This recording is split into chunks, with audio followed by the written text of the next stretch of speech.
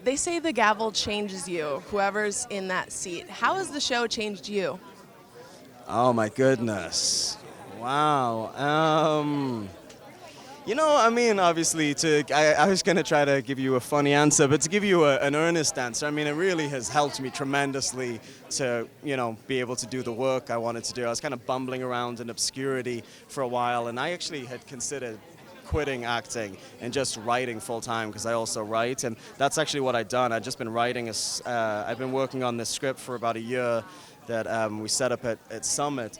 And Kurt, I just finished writing the script and didn't know what I was going to do with my life, really. And Kurt sent me Sons, and he'd seen a movie that I did years ago in England called Green Street Hooligans when he was writing the pilot of Sons, and just decided I was the guy he wanted. And so, I'm endlessly grateful to him for that, because it was a really hairy transitional period in my life, and maybe I would have been sitting at home overweight writer, which would have been fine, but my girlfriend wouldn't have been so happy.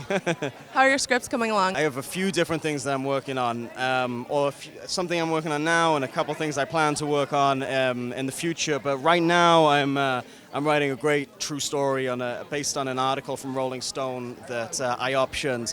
And it's basically a contemporary American dream story told against the rise of the Mexican drug cartels. I'm 3.5 weeks into the writing process now, and I do an extensive research and planning period before I jump in to write, because I just find it makes the writing process infinitely easier and more pleasurable.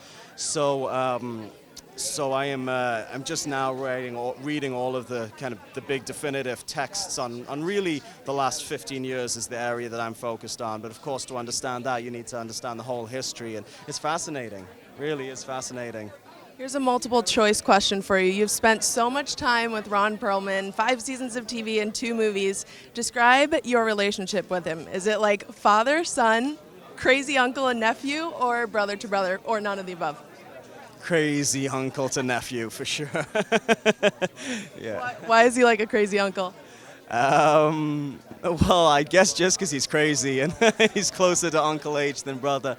I don't know. Ron's a lot of fun. He's there's a lot of very authentic male energy on the set of Sons, and Ron is no exception. And all of the great things that entails. I mean, he's incredibly funny and gregarious, and a trickster, and a shoulder to cry on. But he's also an ornery son of a bitch, and like a total pain in the ass, and all of that stuff.